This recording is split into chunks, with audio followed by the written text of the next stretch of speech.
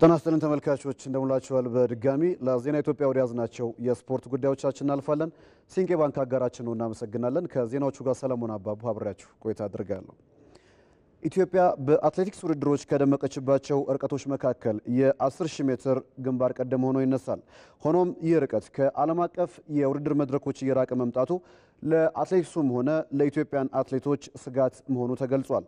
የኢቢሲ የአትሌቲክስ ጉዳዮች ተንታኙ ኢንስትራክተር መሰረት መንግስቱ ከማራቶን በላይ የደመቅንበትን ይህን ርቀት ዕጣ ፈንታ ለማስቀጠል ከመንግስት እስከ ግለሰብ ድረስ ሰፊ ስራ መሰራት እንዳለበትም ጠቁመዋል። አብርሃም አድማሱ ተጨማሪ አለው። ኢትዮጵያ በአትሌቲክስ ዘርፍ ከፍ ባለ ደረጃ የደመቀችው በመካከለኛና ረዥም ርቀቶች ነው። በተለይም ደጋግማ ወርቅ፣ ብርና ነሐስን በኦሎምፒክ ብሎም በዓለም ዋንጫ እንዲሁም በሌሎች መድረኮችም ታሪክ የሰራችበት የ10000 ሜትር ታሪክ ከፍ ያለ ቦታ ይወስዳል። ከ1968 ሜክሲኮ ኦሎምፒክ በማሞ ወልዴ ብር በማግኘት የጀመረው ታሪኳ ዳግም በሜክሲኮ 1980 በምሩጽ በወርቅ ከፍ ብሏል። ከዚያ ጊዜ ወዲህ ኢትዮጵያ በኦሎምፒክ 6 ወርቅ፣ 4 ብርና 6 ነሐስ በወንዶቹ እንዲሁም ከ1992 ጀምሮ ከደራርቱ እስከ አልማዝ 5 ወርቆች፣ 2 ብርና 4 ነሐስ ሜዳሊያዎችን በሴቶቹ አሳክታለች። በዓለም ዋንጫም ቢሆን በሁለቱም ጾታ 99 ወርቆችን ስታገኝ በወንዶች 6 ብርና 5 ነሐስ በሴቶች 9 ብርና 5 ነሐሶችንም አግኝታለች። የኢቢሲ የአትሌቲክስ ጉዳዮች ተንታኝ ኢንስትራክተር መሰረት መንግስቱም 10000 ከማራቶንም በላይ የኢትዮጵያን ገጽታና የአትሌቶቻችንን ብርታት በዓለም የተገለጸበት እንደሆነም ይገልጻሉ። 10000 ከማራቶንም በላይ ሰው ያፈራንበት ከማራቶንም በላይ የደመቅንበት በተደጋጋሚ ሁለት ወርቅ ለሶስተኛ ወርቅ ጭምር ጥረት የተደረገ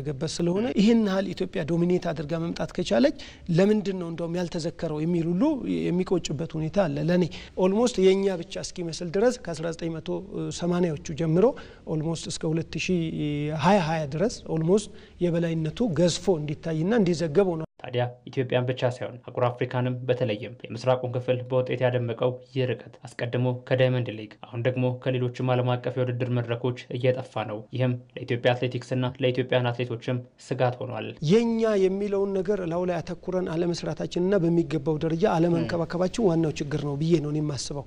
ለምሳሌ ስፖርት ዲፕሎማሲን ብንወስድ 10000 እና ኢትዮጵያ የሚል መዘከር ነበረበት።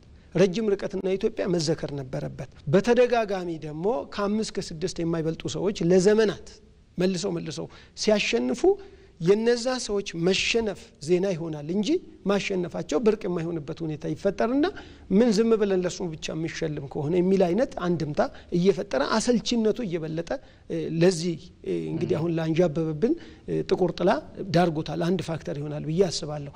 ሌላው እኛ ራሳችን የወርልድ አትሌቲክስ ሜምበር መሆን እንጂ እዛ ውስጥ በአመራርነት ገብተን በቴክኒክ ዳይሬክተርነት ገብተን ተጽዕኖ ፈጣሪ የሆኑ ሀሳቦችን አመንጭተን በሪሰርች የሚደገፉ በተለይ ዩኒቨርሲቲዎቻችን ብዙ ጊዜ ደሴት ናቸው ብለን የምንቃወምበት በዚህ ላይ ሪሰርች እየተሰራ ለዓለም ምን እንደሚያበረክት ለሀገር ምን እንደሚያበረክት ለአፍሪካ ጭምር ምን እንደሚያበረክት በትክክል መዘከር ነበረበት። በቅርቡ በተጀመረው የግራንድ ስላም ውድድር ርቀቱ አሰልቺ ነው በሚልና ስፖንሰር አድራጊዎች ፍላጎት ማጣት ከውድድር ውጪ እንዲሆንም አድርጎታል። ውድድር ኦርጋናይዘርስ አዘጋጆቹ ያንን እድል አይፈጥሩልህም። ያ ማለት ምን ማለት ነው? በምን ቀዳዳ ነው እኛ ይሄንን ጉዳይ ልንደፍን የሚገባን የሚል ትኩረት ሰጥቶ የመስራት ጉዳይ እኛ ሀገር አለመኖሩ ነው። ብዙ ጊዜ እንደ ፌዴሬሽንም ይሁን እንደ ኦሎምፒክ ኮሚቴ ይሁን እንደ ስፖርት ሚኒስቴር መስሪያ ቤትም ይሁን የሚመጣው ሜዳሊያ ከመቁጠር በስተቀር ነገ የሚመጡትን ብሎ ፎርካስት ማድረግና ተንቢዮ ለራስ አማራጭ የሆኑ ነገሮችን ማስቀመጥ ብዙ ጊዜ አልተለመደም እዚህ ሀገር ላይ። ያለመተንተንና ነገሮችን ያለማየት ችግር ነው ይሄንን ፈጥሯል ብዬ የማስበው።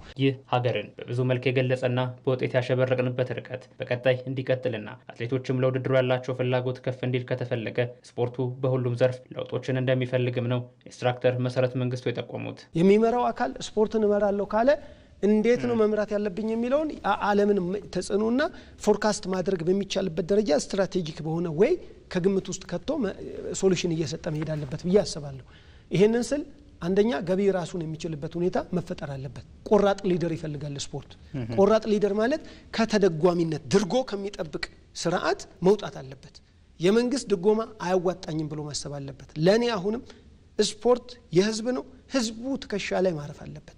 ትሬኒንግ የምናደርግበት ልምምድ የምንሰራበት ትራክ ሰሩልን ነው የመጀመሪያ የነ ሰለሞን ጥያቄ። ሰለሞን በሪሁ አረጋዊ ዮሚፍ ከታች ደግሞ ጥላው ምናልባት እንግዲህ አሁን ደግሞ እየመጣ ያለ ቢኒያም ማህሪ ያለ እነዚህ 5-6 ከ10 የማይበልጡ ኤሊቶች ናቸው 10000 ላይ ያሉት። የትራክ መልስ ባጭር ጊዜ ውስጥ መመለስ አለብን። የስፖርት አመራርና መዋቅራችን ኮሜርሻላይዝድ መሆን አለበት። ከምሩጽና ኃይሌ እስከ ቀነኒሳና ሰለሞን፣ ከደራርቱና ጌጤ እስከ ብርሃኔ፣ ከጥሩነሽ እስከ አልማዝ፣ ከለተሰንበት እስከ ጉዳፍ ኢትዮጵያን በወርቅ ስም በዓለም አደባባይ ላይ ያጻፏትን ሰዎች ያገኘችበት ርቀት ደብዛው እንዳይጠፋ ትልቅ የቤት ስራን ከመስጠት ባለፈም ቁጭትንም እየጫረ ነው። በ24ኛው ሳምንት የኢትዮጵያ ፕሪሚየር ሊግ ትናንት በተደረጉ ጨዋታዎች ሲዳማ ቡና ሶል ሽረን ሲያሸንፍ ሐዋሳ ከተማ ከኢትዮ ኤሌክትሪክ ነጥብ ተጋርተዋል። በሐዋሳ ዩኒቨርሲቲ ስታዲየም የተካሄደ በሚገኘው ውድድር ሲዳማ ቡናን ከሶል ሽረ ያገናኘው ጨዋታ ፍቅረ ኢየሱስ ተወልደ ብርሃን ባስቆጠራት ግብ አማካኝነት ሲዳማ ቡና 1-0 በሆነ ጠባብ ውጤት አሸንፏል። ሲዳማ ቡና ከ5 ጨዋታዎች በኋላ ነው ማሸነፍ የቻለው። ሶል ሽረ በበኩሉ በውድድር ዓመቱ 12ኛ ሽንፈቱ ሆኖ ተመዝግቧል። ሲዳማ ቡና በ29 ነጥቦች 12ኛ እንዲሁም ሶል ሽረ በ16 ነጥቦች 17ኛ ደረጃ ላይ ይገኛሉ። በሌላኛው የትናንት መርሃ ግብር ሐዋሳ ከተማ ከኢትዮ ኤሌክትሪክ አንድ አቻ ተለያይተዋል። አቤል ሀብታሙ የኢትዮ ኤሌክትሪክን፣ አሊ ሱሌማን ደግሞ የሐዋሳ ከተማን ግብ ያስቆጠሩ ተጫዋቾች ናቸው። ኢትዮ ኤሌክትሪክ በ29 ነጥብ 11ኛ፣ ሐዋሳ ከተማ ደግሞ በ21 ነጥቦች 15ኛ ደረጃ ላይ ተቀምጠዋል። የ24ኛ ሳምንት የመጨረሻ ጨዋታዎች ዛሬ የሚቀጥለው ሲከናወኑ 9 ሰዓት ላይ አርባ ምንጭ ከተማ ከኢትዮጵያ ንግድ ባንክ በሳምንቱ ጠባቂ ጨዋታ፣ ምሽት 12 ሰዓት ላይ ደግሞ ባህር ዳር ከተማ ከኢትዮጵያ ቡና ጋር የሚጫወት ይሆናል። ከውጭ በአውሮፓ ሻምፒየንስ ሊግ የሩብ ፍጻሜ የመጀመሪያ ዙር ጨዋታ ባርሴሎና ቦሩሲያ ዶርትመንድን 4-0 በሆነ ሰፊ ውጤት በማሸነፍ የመጨረሻ አራቱን ለመቀላቀል ተቃርቧል። በሌላኛው ጨዋታ አስተን ቪላ ወደ ፓሪስ አቅንቶ በፒኤስዤ 3-1 በሆነ ውጤት ተረቷል። ደግነት መኩሪያ ጨዋታዎቹ እንደሚከተለው ተመልክቷቸዋል። 2025 ከገባ በኋላ ከአምስቱ ታላላቅ የአውሮፓ ሊጎች ያልተሸነፈው ብቸኛው ክለብ ባርሴሎና በአሸናፊነት ጉዞው አሁንም ቀጥሏል። ለአራት ዋንጫዎች እየተፎካከረ የሚገኘው የካታሎኑ ቡድን በሃንሲ ፍሊክ እየተመራ በአሸናፊነቱ ሲቀጥል በአውሮፓ ቻምፒዮንስ ሊግ ሩብ ፍጻሜ የመጀመሪያ ዙር ጨዋታም ትላንት ምሽት በሜዳው ከጨዋታ ብልጫ ጋር ቦሩሲያ ዶርትሙንድን 4-0 በማሸነፍ ለግማሽ ፍጻሜው ሲበቃ አንጋፋው አጥቂ ሮበርት ሌቫንዶቭስኪ የቀድሞ ክለቡ ላይ 2 ግቦችን አስቆጥሯል።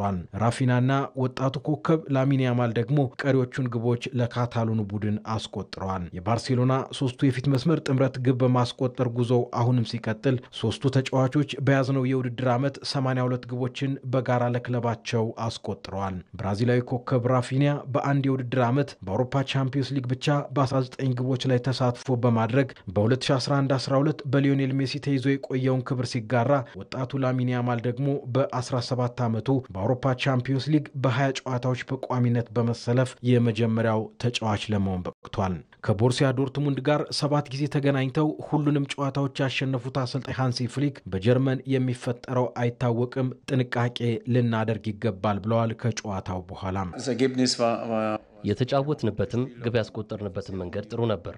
ጥሩ ስትጫወት ግብ የማስቆጠር እድል ይኖርሃል። ያ ነው የሆነው። በውጤቱ ደስተኛ ነኝ፣ ግን ጀርመን ላይ ምን እንደሚፈጠር አይታወቅም። ከዚህ በላይ መጫወት ይኖርብናል። ፓሪስ ላይ የእንግሊዙን ተወካይ አስቶን ቪላን ያስተናገደው ፓሪስ ሰን ጀርመን በበኩሉ 3-1 በማሸነፍ ወሳኝ ድል አሳክቷል። በአውሮፓ ቻምፒዮንስ ሊግ ከቀሩት 8 ቡድኖች መካከል በአማካይ 24 ዓመት ዕድሜ ያላቸውን ተጫዋቾች በመያዝ በዕድሜ ወጣቱ ለሆነው ቡድን ፓሪስ ሰን ጀርማ ዲዛይር ዱዌ፣ ኪቪች ክቫራትስኬሊያና ኑኖ ሜንዴስ ግቦችን ሲያስቆጥሩ ሞርጋን ሮጀርስ ደግሞ የአስቶን ቪላን ብቸኛዋን ግብ ያስቆጠረው ተጫዋች ነው። ከጨዋታው በኋላም የፓሪስ ሰን ጀርመኑ አሰልጣኝ ሉዊስ ኤንሪኬና የአስቶን ቪላዎቻቸው ኡናይ ኤምሪ በቀጣይ ትኩረታቸው የመልሱ ጨዋታ ላይ መሆኑን ተናግረዋል። ሁሉም ነገር እንደጠበቅነው ነው። በትክክለኛው መንገድ ተጉዘናል። ጨዋታውን ለመቆጣጠር ሞክረናል። ያገኘናቸውን የግብ ዕድሎችም ተጠቅመናል። በተለይ በመጨረሻ ያስቆጠርናት ግብ ለእኛ በጣም እንድንረጋጋ አድርጋለች። ያም ሆኖ ግን መረሳት የሌለበት ጨዋታው ገና አላለቀም። የመልስ ጨዋታ አለው። በቀጣይ ሳምንት የመልሱን ጨዋታ በሜዳችን እናደርጋለን። ጨዋታው በሚገባ ከባድ እንደሚሆን እናውቃለን። በተለይ ለኛ ግን በቪላ ፓርክ የምንችለውን ሁሉ እናደርጋለን። የዩሮፓ ሊግ የሩብ ፍጻሜ የመጀመሪያ ዙር ጨዋታዎች ዛሬ ይደረጋሉ። በምሽቱ ጨዋታ የተሻለ የማሸነፍ እድል ያለን እኛ ነን ሲል የማንቸስተር ዩናይትድ ግብ ጠባቂ አንድሬ ኦናና ተናግሯል። የሊዮኑ ተጫዋች ኒማንያ ማቲሽ ደግሞ ኦናና በማንቸስተር ዩናይትድ ታሪክ ደካማው ግብ ጠባቂ ነው ብሎታል። በዩሮፓ ሊግ ጠባቂ ሩብ ፍጻሜ ዛሬ ጨዋታዎች ሊዮን ከማንቸስተር ዩናይትድ፣ ቶተንሃም ከአይንትራክት ፍራንክፈርት እንዲሁም አትሌቲክ ቢልባኦ ከሬንጀርስ የሚያደርጓቸው ጨዋታዎች ይጠበቃሉ። በኢቲቪ መዝናኛ 7 ሰዓት ላይ እነዚህን ጨዋታዎች በዝርዝር የምንመለከታቸው ይሆናል። ለአመታት ደካማ የነበረው የደቡብ አፍሪካ እግር ኳስ ከቅርብ ጊዜ ወዲህ ግን መነቃቃትን እያሳየ መጥቷል። ሀገሪቷ ታዳጊዎች ላይ የጀመረችው ስራና በዋናነት የክለቦቿን አደረጃጀት በማዘመን ጠንካራ ሊግ መፍጠሯ ስኬታማ እያደረጋት መጥቷል። አንተነህ ሲሳይ በአህጉሩ እግር ኳስ ካለው ስምና መሰረተ ልማት አንጻር ብዙ ርቀት ካልተጓዙ ብቻ ሳይሆን ባሉበት ከቆሙ ሀገራት መካከል ደቡብ አፍሪካ አንደኛዋ ሆና አመታትን አሳልፋለች።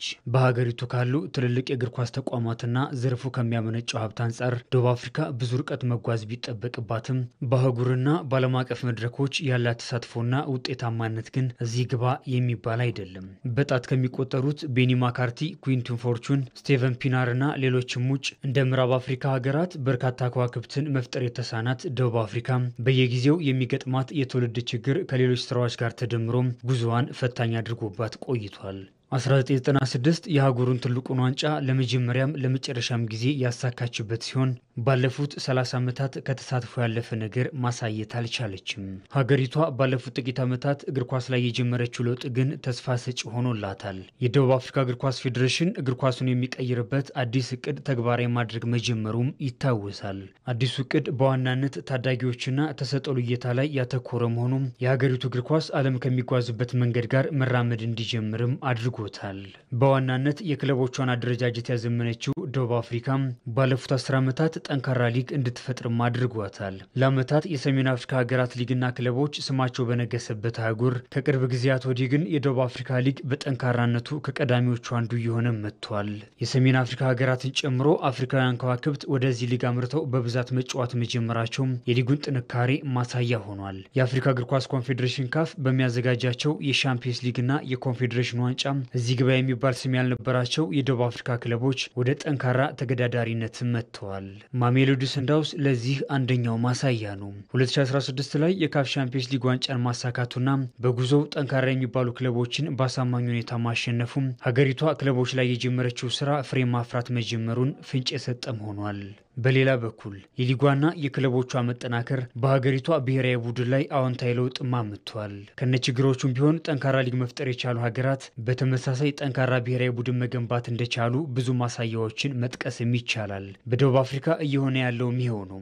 የአፍሪካ ዋንጫን ካነሳች 3 አስርት ዓመታትን ያስቆጠረችው ሀገር ለመጨረሻ ጊዜ በተደረገው የኮት ዲቯር አፍሪካ ዋንጫ ከረጅም ጊዜ በኋላ ለግማሽ ፍጻሜ የደረሰችበትም ነው።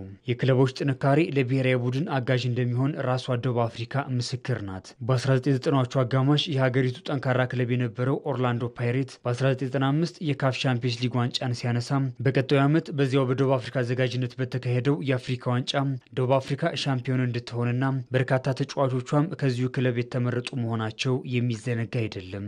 60 ዓመታትን የተሻገረው የደቡብ አፍሪካ እግር ኳስ ምስረታ አንድ የአፍሪካ ዋንጫና በክለብ ደረጃ 2 የካፍ ሻምፒየንስ ሊግ ዋንጫን ከማሳካት ያለፈ ነገር ሳያደርግ የእድሜውን ያክል ብዙ ርቀት የተራመደ ባይሆንም ክለቦቿና የሊጉን ጥራት ማዘመን ላይ የተጀመረው ለውጥ ግን መጪው ጊዜ ለደቡብ አፍሪካ እግር ኳስ ብሩህ የሆነ መምጣቱን የሚያሳይ ይመስላል። ለዜና ኢትዮጵያ ያዝናቸው የስፖርት ጉዳዮቻችን ይቀጥላሉ። መሐመድ ሳላህና ቨርጂል ቫን ዳይክ በሊቨርፑል የሚያቆያቸውን ውል ሊያራዝሙ ስለመሆኑ ተነገረ። ሁለቱን ተጫዋቾች ጨምሮ እንግሊዛዊው ትሬንት አሌክሳንደር አርኖልድ በአንፊልድ ያላቸው ውል በክረምቱ የሚጠናቀቅ ሲሆን ይህም የክለቡን ደጋፊዎች ስጋት ውስጥ ከቶ እንደነበር ይታወሳል። በ2017 ሊቨርፑል የተቀላቀለው ግብፃዊ አጥቂ መሐመድ ሳላህ ስሙ ከሳውዲ አረቢያ ክለቦች ጋር ሲያያዝ ቢቆይም አሁን ላይ በአንፊልድ እስከ 2027 የሚያቆየውን ውል ለመፈራረም መስማማቱን የተገለጸው የ32 ዓመቱ አጥቂ ለሊቨርፑል በሁሉም የውድድር መድረኮች ዘንድሮ 32 ግቦችን ያስቆጠረ ሲሆን 27ቱ በፕሪሚየር ሊጉ ያስቆጠራቸው ናቸው። የክለቡ አምበል ቨርጂል ቫን ዳይክም ልክ እንደ ሳላህ ሁሉ እስከ 2027 በሊቨርፑል የሚያቆየውን ውል ለመፈረም ዝግጁ ነው። ቫን ዳይክ ክለቡንና ደጋፊውን በእጅጉ ነው የምወደው፣ እናም በክለቡ መቆየት የተለየ ስሜት ነው የሚፈጥረው ያለ ሲሆን አሰልጣኙ አርኔ ስሎት በበኩላቸው ሁለቱም ተጫዋቾች ለክለቡ ወሳኝ ናቸው ሲሉ ሀሳባቸውን ሰጥተዋል። የትሬንት አሌክሳንደር አርኖልድ ጉዳይ ግን እስካሁን እልባት ያላገኘ ሲሆን በክረምቱ ወደ ሪያል ማድሪድ በነፃ ዝውውር ያመራል ተብሎ ይጠበቃል። ኖቫክ ጆኮቪች ከሞንቴ ካርሎ የቴኒስ ውድድር ተሰናበተ። ጆኮቪች በቴኒስ ውድድር 100ኛ ዋንጫውን ማሸነፍ የሚችልበትን እድል ዳግም በሞንቴ ካርሎ ሊያሳካ ይችላል ተብሎ ቢጠበቅም በቺሊያዊው አሌሃንድሮ ታቢሎ 6-3 እና 6-4 በድምር ውጤት 2-0 አሸንፎ ለሩብ ፍጻሜው መድረስ ሳይችል ቀርቷል። የ24 ጊዜያት የግራንድ ስላም ባለክብሩ ጆኮቪች 2 ጊዜ የሞንቴ ካርሎ የቴኒስ ውድድር አሸናፊ እንደነበር የሚታወስ ነው።